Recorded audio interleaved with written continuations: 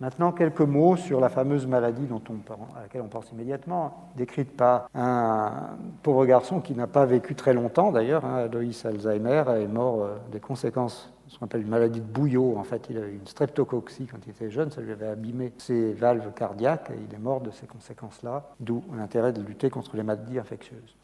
Donc le cerveau, coupé de manière un peu bizarre, là, la partie, disons, postérieure, et on découvre ici donc l'hippocampe de chaque côté, donc la partie interne des lobes temporaux, et puis là, la partie antérieure de l'hippocampe avec ses projections dans le cortex frontal. Et ici, un cerveau abîmé par la maladie d'Alzheimer, c'est-à-dire assez atrophique, vous voyez, qui a perdu pas mal de substances cérébrales liées à l'accumulation de ces lésions et finalement à la mort des neurones. Les coupables, disons, les figures histopathologiques, c'est-à-dire que les anatomopathologistes voient dans un cerveau marqué par une maladie d'Alzheimer, ressemblent à ça. Elles sont deux, au moins deux, il n'y a pas tout à fait que ça, mais disons, ce sont les deux figures caractéristiques et qui doivent être associées pour porter le diagnostic, et en nombre, et dans des endroits spécifiques. Les plaques séniles, qui sont des formations à l'extérieur des neurones, dans le tissu, dans le parenchyme cérébral, entre les cellules, si vous voulez. Une espèce d'accumulation de gelée, une sorte de gelée amorphe, amyloïde, c'est l'amidon en grec, et donc là-dedans viennent s'échouer, en somme, des morceaux de neurones, des bouts de vaisseaux. C'est une sorte de déchets dont je vous disais tout à l'heure que peut-être c'était l'explication, c'est-à-dire que ces déchets-là ne s'éliminent plus assez bien. Et dans les neurones eux-mêmes, il y a aussi d'autres formes de déchets qui sont ces dégénérescences neurofibrillaires ici, qui sont formées par notamment une certaine protéine qui est sous une forme anormale, où il y a trop de phosphore dedans, phosphate, phosphoryle, trop de phosphore qui fait qu'en réalité la protéine devient anormale, arrête de jouer son rôle physiologique, et s'accumule, n'est plus éliminable par les cellules, et s'accumule et forme finalement ces accumulations un peu, encore une fois, sous la forme de déchets dont on n'arrive plus à se débarrasser. Tout ça se forme effectivement pas n'importe où dans le cerveau, et c'est diagnostique que de voir que ça commence un peu en dessous de l'hippocampe, dans ce qu'on appelle le cortex entorhinal, et puis ça va diffuser comme ça, comme une espèce de maladie contagieuse. Ça va diffuser à d'autres régions du cerveau, à l'extérieur, dans le lobe frontal, dans le lobe temporal et dans la région cingulaire postérieure. Et cette diffusion, cette dissémination des lésions, c'est là la clé, pas encore décrite, de la maladie. Ce ne sont pas ces figures histopathologiques qui déterminent la maladie. Je veux dire, s'il y en a un peu dans un coin d'un cerveau, ce n'est pas grave.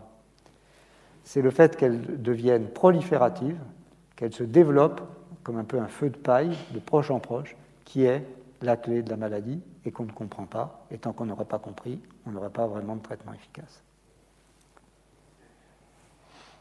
Alors, à plus fort grossissement, juste pour faire comprendre, donc la fameuse amyloïde, elle vient en fait d'un mécanisme tout à fait physiologique, avec une grosse protéine de structure qui fait partie de la structure normale des membranes cellulaires, qu'on appelle l'APP, bon, peu importe.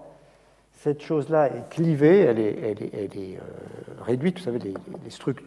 Un être vivant, c'est un renouvellement permanent de structures, n'est-ce pas? Donc, à part peut-être dans l'os et encore, l'essentiel se renouvelle avec un certain turnover, avec un certain cycle de formation et de mort. Et donc les protéines sont remplacées par de nouvelles, bien sûr. Et pour casser et faire en sorte qu'une autre arrive, on a des enzymes qui cassent la protéine ici et là.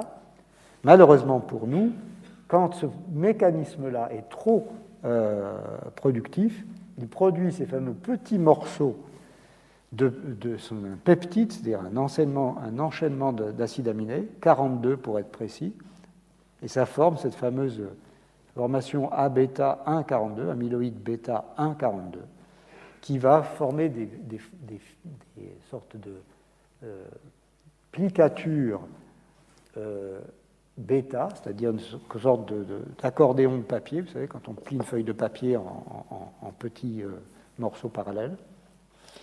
Et puis ça finit par s'accumuler, parce que les plicatures, elles s'empilent les unes dans les autres, et ça forme des fibres dont l'organisme est incapable de se débarrasser. Et une partie de notre boulot en termes de traitement pharmacologique est de voir s'il n'y aurait pas moyen de se débarrasser de ces fameux déchets. Peut-être ça aiderait, et je pense que ça aide même. Pour la protéine Tau, c'est un peu la même histoire, les mêmes mécanismes fondamentaux à l'intérieur de la cellule.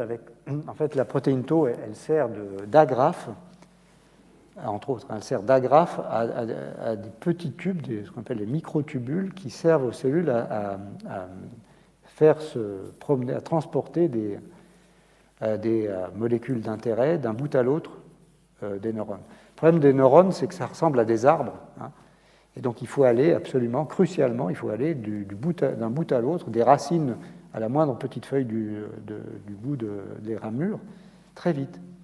Et donc il faut que tout ça soit organisé sous forme de structure adaptée à ce transport rapide des informations. Et la protéine Tau, en mal vieillissant, en se chargeant trop de résidus phosphoryle, va perdre sa fonction et va faire éclater les fameux petits microtubules. Et la cellule finit par en mourir. Je passe sur des mécanismes peut-être un peu trop compliqués qui sont liés disons, à ce qu'on appelle ces protéinopathies. Hein, donc ce que je viens de vous décrire en fait en quelques mots, ça correspond à ce qu'on appelle des maladies des protéines, c'est-à-dire des mauvais repliements de protéines. En anglais, on dit misfolding proteinopathy. Et c'est toute une famille de maladies du cerveau.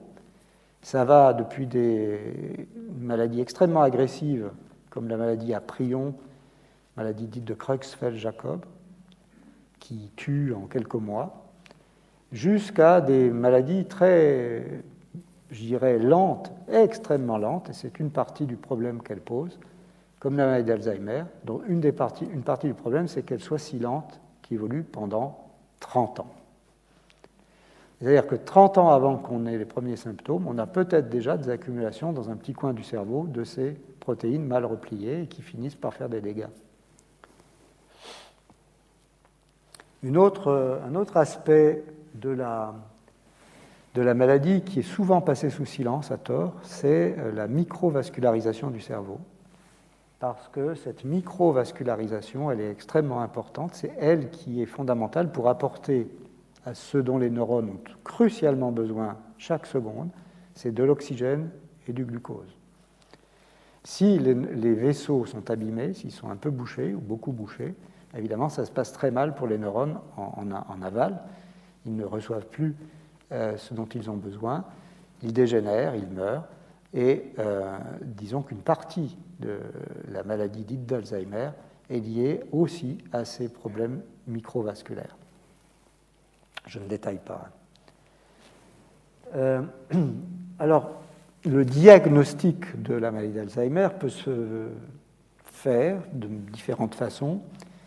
Et je suis un de ces neurologues qui utilise beaucoup l'imagerie du cerveau. Et là, donc, c'est l'imagerie IRM du cerveau sur une coupe coronale, c'est-à-dire qui coupe, vous voyez, de manière d'en haut en bas, de haut en bas, le cerveau avec donc l'hémisphère gauche ici et droit là, et avec donc le liquide céphalorachidien qui apparaît ici en blanc, les ventricules qui sont remplis de liquide.